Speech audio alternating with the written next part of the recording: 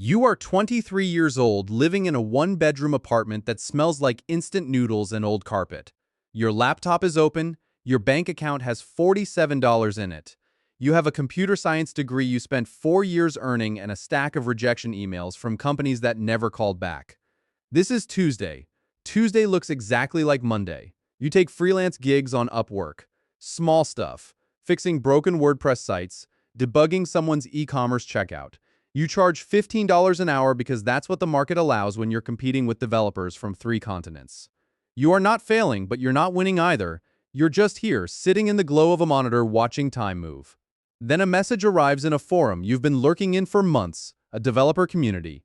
Technical people, someone with a username you don't recognize, asks if anyone knows how to run a penetration test on a legacy database system. They're willing to pay $800 for a weekend's work. You have the skills. You've done ethical hacking coursework. You've read the documentation. You reply. They respond in minutes. The job is straightforward. You find the vulnerability, document it, submit the report. The $800 lands in your account by Sunday night. You stare at it. That's 3 weeks of Upwork work compressed into 2 days. You ask if there's more work. They say yes.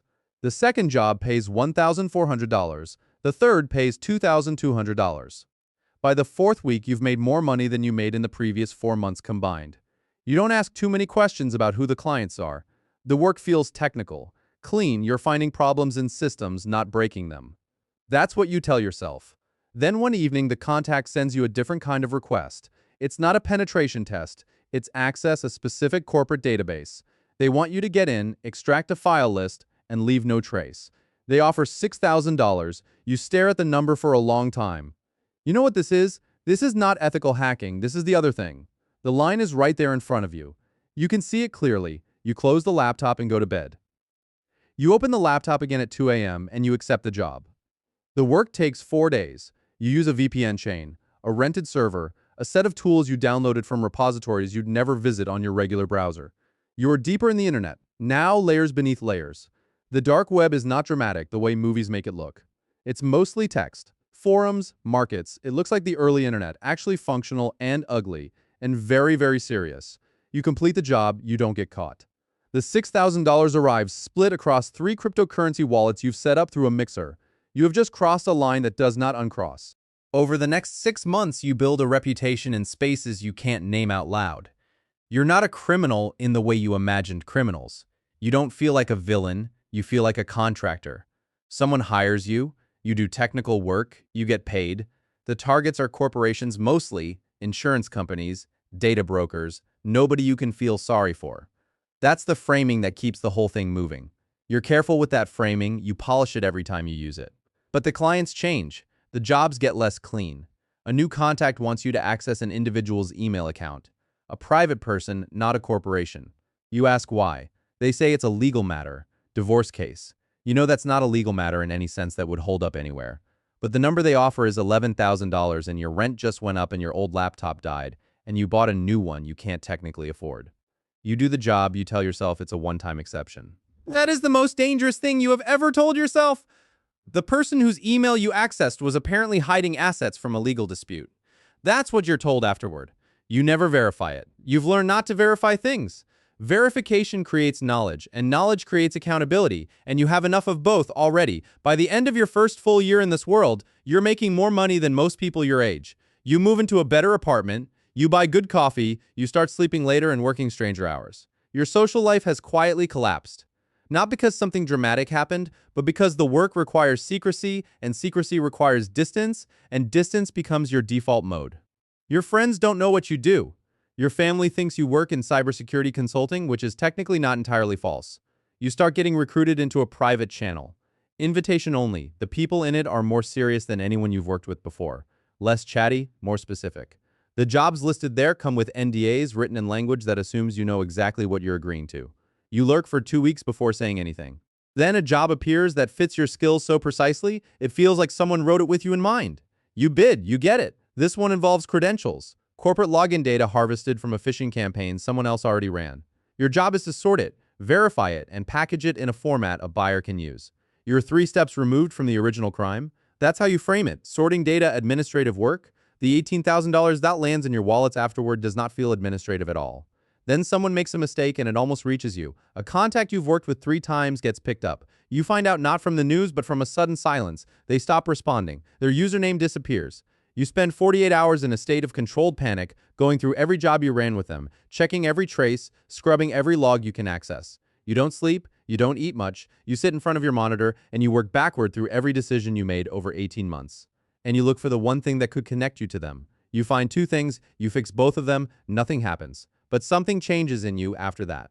You start noticing law enforcement patterns in forums you frequent, the way certain questions get asked, the way new users appear with histories that are slightly too clean. You become paranoid in ways that feel rational, because they probably are. You stop using your personal phone near your workstation. You buy a separate device for anything sensitive. You change your operating hours so you're never predictable. You treat your own life like an operation that needs to be managed. The technical skills transfer perfectly. The psychological cost of living that way doesn't show up until later. You realize the work was never clean. It was never a contractor arrangement with invisible clients and consequence-free paydays. It was always building toward a moment exactly like this one. The fear you feel isn't about getting caught today. It's about the accumulated weight of everything you've done. You can't undo any of it. You can only keep going or stop. And stopping feels like its own kind of risk. Because stopping means walking away from income you've restructured your entire life around. You keep going. A major job comes in bigger than anything you've touched before. A coordinated infiltration of a financial services firm, timed with a larger operation you're only peripherally aware of. You're one node in something much larger. You understand this now. You're not a freelancer, you're a component. You were always a component. The $40,000 they offer you makes the truth of that easier to accept temporarily. You run the operation over 3 weeks. It works, you get paid. And then the news runs a story about a data breach at a financial firm that affected roughly 200,000 account holders, regular people, retirees, people with savings accounts and mortgage payments. You read the article twice. You recognize certain technical details from work you did, you close the browser, you open it again 20 minutes later because you can't stop reading it. That same week, your younger sister calls you. She asks if you can help her understand why her bank account got flagged for suspicious activity. Someone tried to access it, probably nothing, she says. Probably just the bank being cautious. You tell her you're sure it's fine. You spend the rest of the day unable to confirm whether your operation had anything to do with it. You will never know. You decide this is something else you cannot verify. That evening, you sit in your apartment, good apartment, nice desk, expensive coffee, and you run the math on what you've built. You have real savings now, more than you ever imagined at 23. You have skills that are genuinely rare. You have operational security habits that most professionals would respect. You have a life that looks fine from the outside. You also have no one you can tell the truth to. You have no exit path that doesn't carry serious risk. You have made decisions that involved real people whose lives you never had to watch get disrupted. You have gotten very good at not thinking about that last part. Until tonight, a new contact reaches out through the private channel. They say someone has been asking questions about a username connected to yours. 3 degrees of separation. Could be nothing. Could be someone building a case. They offer to help you disappear operationally, rebuild your identity in the network under new aliases, if you pay them $25,000 and commit to 3 jobs on their terms. You read the message 4 times. You understand exactly what this is. This is not a rescue. This is a leash. They are not offering you safety. They are offering you deeper involvement dressed up as an exit. You close the channel. You open your regular browser. You look up for the first time, genuinely, what cooperation with federal investigators looks like for someone in your position. The results are not encouraging. They are also not impossible. You close that tab too. You sit with the options laid out in front of you, and none of them are good and all of them are your fault. You think about the $47 in your account the night this started. You think about the rejection emails. You think about the Tuesday that looked like Monday. You think about the version of yourself who sat in that apartment, broken, invisible, and ordinary, who could walk into any room and tell the truth about their day without calculating the risk first. You haven't been able to do that in a long time. You're not sure you remember how. You open your laptop, a new message is waiting. Another job, another number designed to make yes feel like the only logical answer. You read it once, you think about it for longer than you used to. You think about your sister. You think about the retirees in the news article. You think about what the contact said about someone asking questions. You sit there in the glow of the monitor, in the nice apartment, with the good coffee going cold beside you, and you realize the thing you built was never freedom. You called it freedom. You built it in the name of freedom. But freedom means you can leave, and you're not sure, sitting here right now, that you can. You start typing back.